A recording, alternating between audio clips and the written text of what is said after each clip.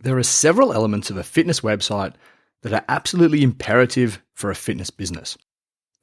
We start with the above the fold section.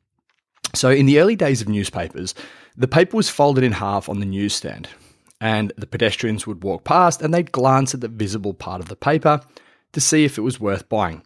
And this above the fold section of the paper, if it had a compelling headline and an image, was the best thing that people could do to ensure their papers sold.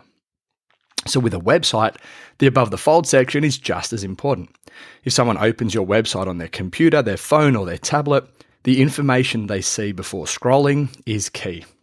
In fact, the above the fold section should actually be a summary of the entire website. It should include the business name, the USP or unique selling proposition of the business, and the location if you're a brick and mortar business. There should be a summary of how the business works, and finally there should be a call to action, with either a form or a link allowing people to contact you or to take the action that you wish them to take. As we start to scroll down the page, we come to our second element, which is the unique selling proposition.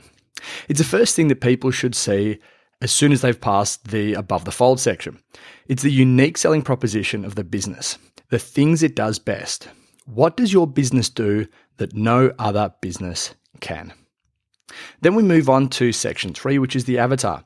And the avatar of a business is the ideal client, the target demographic. Think of your best client or member.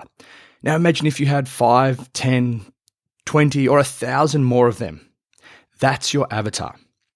The single biggest mistake that we see fitness businesses make is making their website about them instead of about the customer.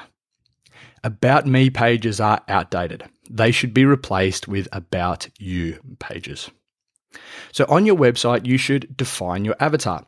Then when they visit the site, they know your service is for them. Our fourth section is the avatar's pain points.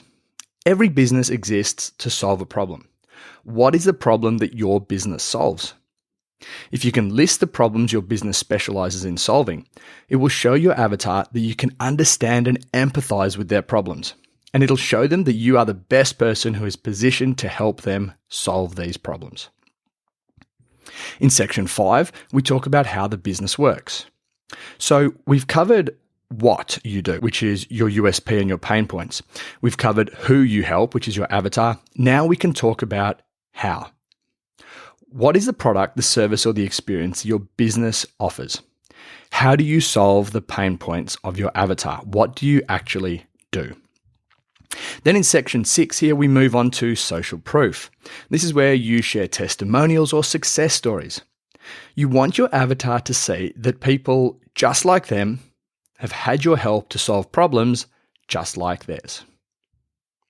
And then finally, we move on to section 7, which is your offer and a call to action. Because ultimately, the sole purpose of a fitness business website is to cause your avatar to take action. And this is where they do that. In the majority of cases, this involves the person making contact with you in some way. So you need a compelling offer or reason for them to get in touch. And then a simple, low-friction way, like a web form, for them to do just that. So it really is that simple. You shouldn't overcomplicate your website. Tell your site visitors what you do differently, who you're for, the problems you solve, and how you solve them. Show them that you've solved the problems of people just like them, and give them a reason to contact you and an easy way to get in touch. If you'd like to learn more about the work we do with building websites for fitness businesses, you can head to Range of Motion Fitness websites at sites.rangeofmotion.net.au.